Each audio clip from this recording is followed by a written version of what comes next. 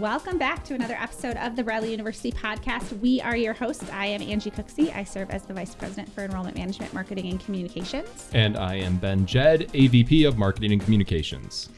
Ben, we have not chatted in a while. We went to lunch today and it was delicious. Yes, we went to Steak and Fries. We did go to Steak and Fries. Anne, have you been to Steak and Fries recently? I have. I was there like a week ago. Oh, look at that. Yeah, that's amazing. You know what I noticed is that they have styrofoam cups. I don't go to a lot of places that have styrofoam cups still. Oh, yeah, I didn't even. And I didn't even bite it. Is that something that you frequently do? I think the last time I had a styrofoam cup, I probably bit it. Yeah. Were you 6? Right, that's what I'm saying. Were you older than 12? Like, what is happening there? I mean, I don't believe I've had a lot of styrofoam cups. I feel like that's something that we need to unpack on a different version of this podcast. I did very much enjoy the fries, though, today. They were delicious. They were really good. Yeah. This is what you all tune in for, is the witty banter between Ben and I, or not. Maybe you just fast forward from this part. But what we do here on the show is we get to interview and talk to the amazing people that are doing amazing things in and around the Bradley community. And today I am super excited to have one of my favorite people on campus, Anne Hollis, join the show. She is the Executive Director of Student Support Services and our Title IX Deputy Coordinator. Anne, welcome to the Bradley podcast. We're excited to have you. The way that we do the show is we ask some questions that we have not told you in advance, and then we go off of each other in hopes that we ask them in order and take turns. That usually goes off the rails at some point, and then we wrap it up. So that's how we're going to spend our time together. So to get started, can you share a little bit about your background and your journey to the seat that you sit in today at Bradley? Sure. So I grew up in Pennsylvania, did my undergrad at Penn State, did my master's in college administration at Iowa State. And when I was finishing my master's, my boss there saw the posting for what was the director of the Louis J. Berger Center for Student Leadership and Public Service back in 1998. I saw that posting and said, I really think you should apply for this job because you would love the supervisor. And so I did. Turns out my supervisor when I got the job was the greatest man I've ever worked for, and thought I'd be here 3 years. Knew I would not cut it short if he was here, so I stayed for much longer than that to work for him. And then, as life or luck or fate would have it, I got married and ended up staying in Central Illinois much longer than I had ever anticipated. It's that famous 3 or 30 in higher ed, right? Yes, exactly. So it's been a great tenure. I had that first role in student leadership from 98 to about 2005. Taught COM 103, was the director of Res Life. I was gone for 5 years from 2008 to 2013, and then came back as the executive director of Student Support Services in 2013. Nice. What does the executive director of Student Support Services do? It's a really good question. I ask myself that every day. But every day is different, right? Yeah. And so it's really just responding to student need.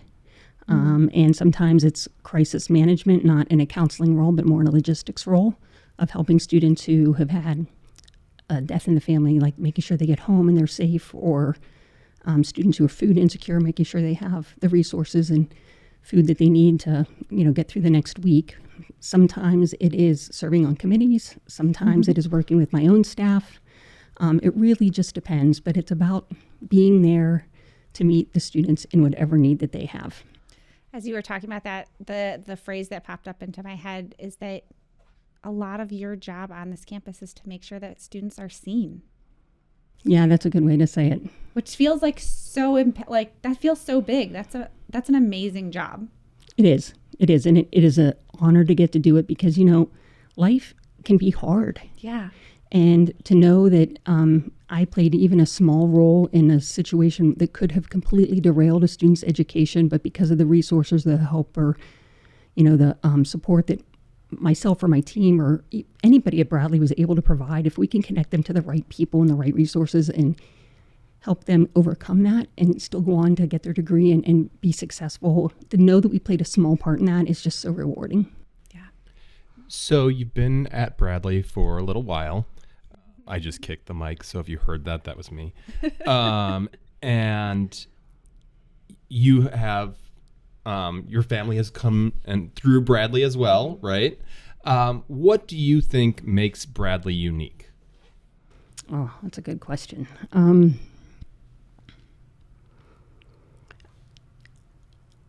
So I have left Bradley and I've come back twice. And I will say what I think always brings me back, which I think makes Bradley unique and so special, are the people that are here that are doing this work to serve our students. I don't know of better people, of better colleagues, of better team members anywhere than the people that come to the Hilltop every day, who come to Bradley every day to do their job. And so I think it's the dedication of our staff, of our faculty, of every person who works on this campus and their commitment to the students that really makes this place unique. I honestly, that's why we started this show, is to talk about those people and be able to highlight the work that sometimes goes unseen, not intentionally, but just because there are so many people doing really good work that don't feel like they need to be recognized for it, because they're just like, this is my job and this is how I show up, and I show up because I love it. But it's like, no, it's so important and it's so cool. And I love that that's what you highlighted as part of this, because the people here, I think over and over, that's what we hear is what makes this place so special. So you have 2 boys that are here now. I do. What has that been like? Ooh. So my husband is also a Bradley alum, and I like to say that he graduated before I started, so that there's no rumors there. But he is a high school teacher, so he was with my kids K through 12 and saw them through those years. And then I feel like it's really been a gift for me to be able to see the boys for their college years and get to know their friends and kind of see who they've become on this campus. And it's been fun. You know, my one rule with them was, if I'm ever going to see your name in a police report, you better tell me before I read it. That's a good rule. I think we have children coming up. We Yeah. might need to do Absolutely. that rule. Yep. And so that hasn't happened yet. I don't want to knock on wood, make noise here, but we have lunch together. We always pick a day during the semester that the 3 of us have lunch and kind of sweet. check in and hear how they're doing. And it's really strengthened, I think, my relationship with both of them in different ways. But it's been so fun to see them become like really successful young adults and who they are and their passions and kind of what drives them and the people that they've connected with and the opportunities they've had on campus. It's I love being that person for any student, but to be able to see it for my own kids has been really rewarding. Can you talk about Bradley from outside your role, but as a parent, how the experience has been? You have 2 kids at Bradley at one time, what that's been like. I mean, you have a unique experience because you get to have lunch with your kids, right? I mean, like, that's awesome. But how would you say, what would you tell parents of prospective students? You really should have given me that question in advance. I think I would tell them, one thing that I say at orientation every year is your role in your student's life might be different, but it is no less important during these years. And continue to show up for your student, even, not in the physical sense every day, but in little ways through the memes that you send, through the care package, through the text that's just saying, hey, I'm just thinking about you today. Good luck with that test.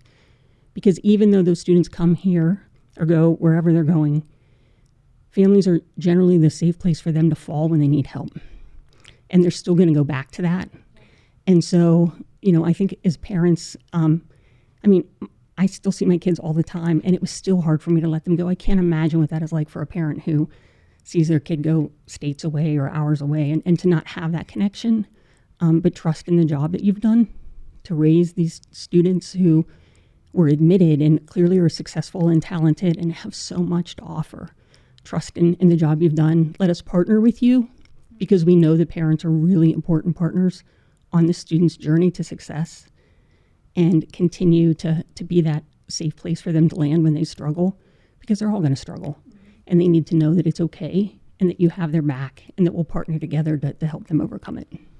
We had another parent recently on the show, and they talked about having to learn when their student went to college the importance of asking, do you just want me to listen or do you want me to help you solve this problem? And I thought that was a really interesting piece of advice for parents. It's like navigating the transition of having somebody at home that you're like, oh, well, this is what you have to do. Oh, you forgot your backpack? Like, let me just bring it to you, versus like, you got to figure it out because you're away and like, I can be here. And it's wild to parent adults.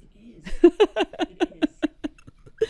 So on that note, so you talked about just that moment a minute ago about like thinking about having your child go away or what that might be like. You get to see thousands of young men and women on this campus every single year navigate that for themselves and figure out what the growing up looks like and figuring out how they can become independent, or, you know, how they're going to take those next steps. What's a student or alumni story that really kind of highlights that Bradley experience for you that you've seen over the years that you're like, oh, these kids are just awesome? There are just so many. I mean, you can share more than one. It's okay. This one's tough. So we've definitely seen students who have had significant illness, who, you know, we weren't sure what their longevity looked like, but were able to continue with their degree through creative ways from faculty that went online at a time when online was not really something we were doing, and do some distance and really think creatively about how to help this student, because it was important to the student that they still had Bradley while they were working through their health situation, right? It was the one stable thing in their life that they felt like they could control when so much else in their life was out of control. And so working with the faculty for this student to make sure that they could still access their education long before COVID, and knowing that it took a semester longer than the student was planning, but they were able to get that degree.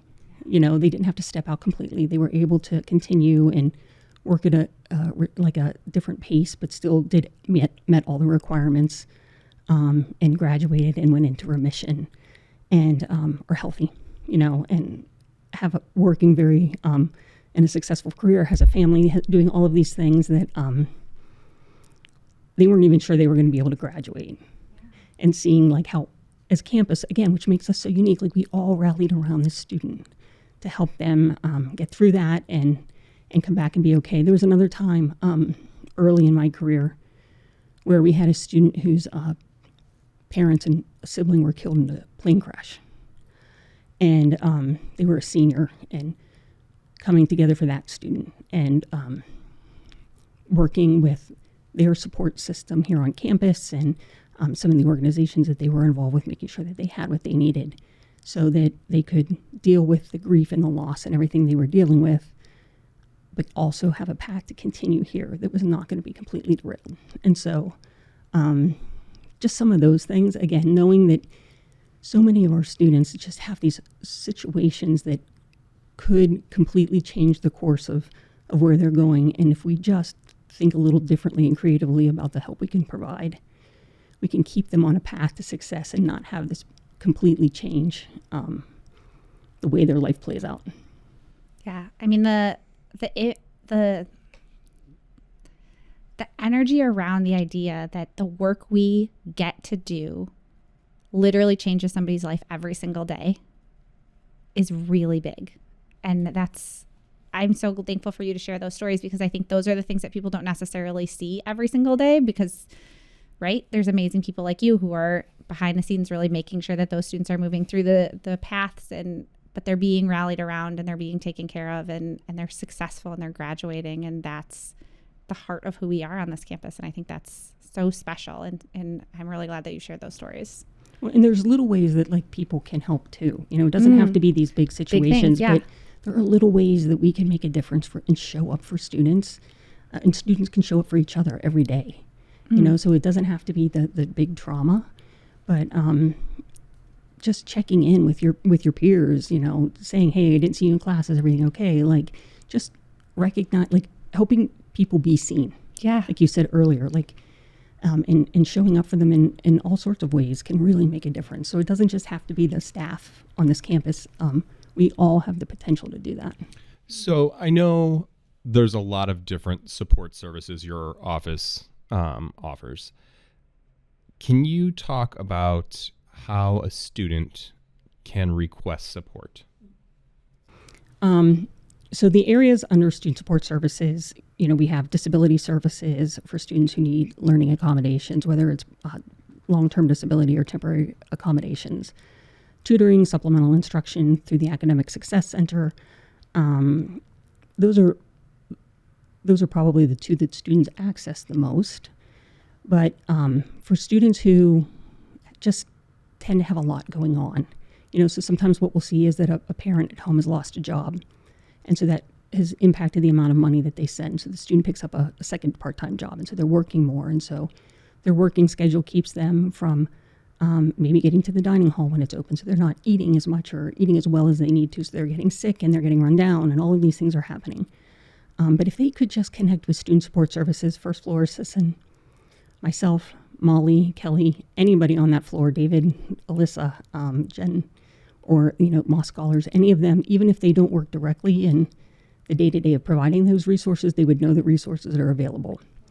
The other thing that they could do is on Navigate, there is a hand raise feature now for students where they can raise their hand and say, hey, I'm having trouble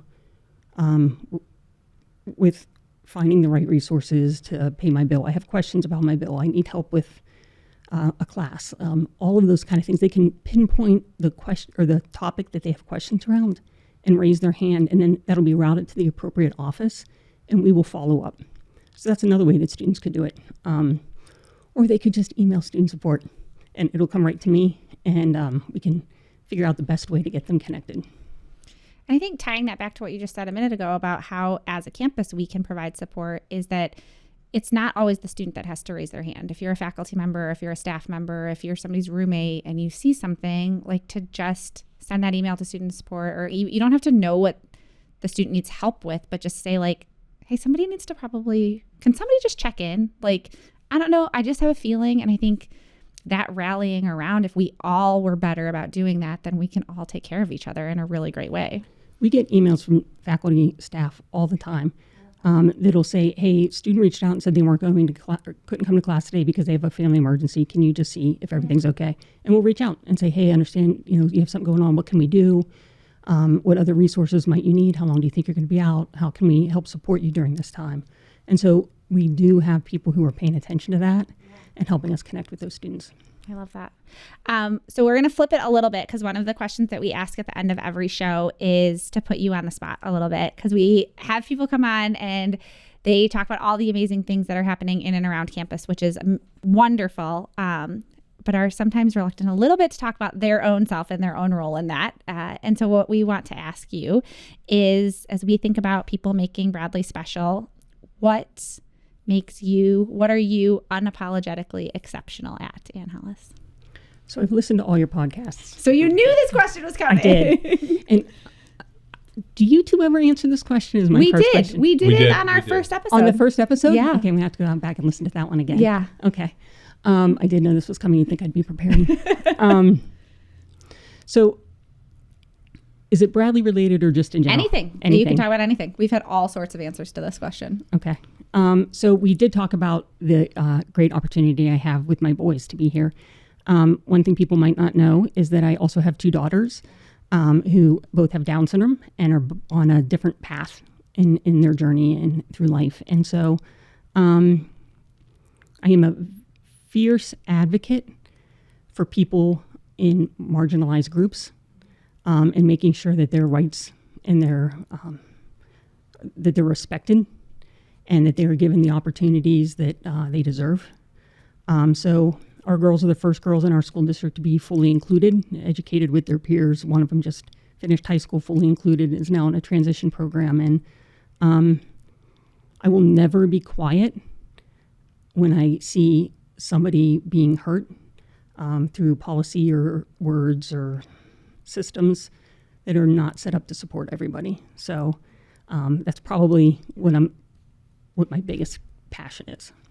Well, and you're exceptional at that. And I will say, I had Noah on our panel this week for a visit day, and he talked about how him and his brother are taking that advocacy and that highlight to another level in the work that they're doing. And I think that's such a testament to how you've raised the boys and how you've shown up for everybody, is that they see it as their role too. And I think that's really, really awesome. And I was so excited to hear him talk about the inclusive sports efforts that are happening on campus as a result of them being a part of our campus. Well, and I think it's a great thing for our whole community to see this happening, because one thing that we know on the national level for Special Olympics is inclusive opportunities at the high schools are growing. Yeah. And high school students are looking to continue that in their college. And so if we can help grow that at Bradley for high school students to continue, then it just makes our whole community stronger and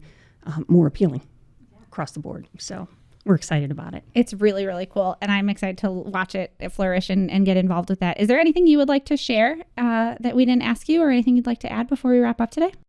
No, I think the only thing that I would say is if it's a student that listens to this and they do feel like they need help with something, and they don't know where to go, they can always reach out. If it's a faculty and staff member and they have a student that they don't know how to help and they want to brainstorm with us about how to do that, please reach out, because we are student support services, but we also can support the faculty and staff who are supporting students, right? And so we're more like campus support services, so that we can help everybody take care of each other on this campus. And it's just such an honor. It's such a blessing to be able to do this job every day.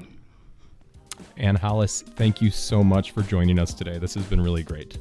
Thank you. That wraps up another episode of the Bradley University podcast. As always, if you want to come on the show, you should reach out to Ben Jed, because he coordinates all of our visits. That's acooksey@bradley.edu. That's not how you spell Ben Jed. That's weird. I don't know what you're talking about. But for real, the best part about being able to do this job is that we get to talk to people like Ann, and we can only do that if people are willing to come on the show and talk to us and hang out with us a little bit. So we will see everybody next time from Hilltop Studios in the lower level of University Hall. That is all for us today. Thank Bye, you. everybody.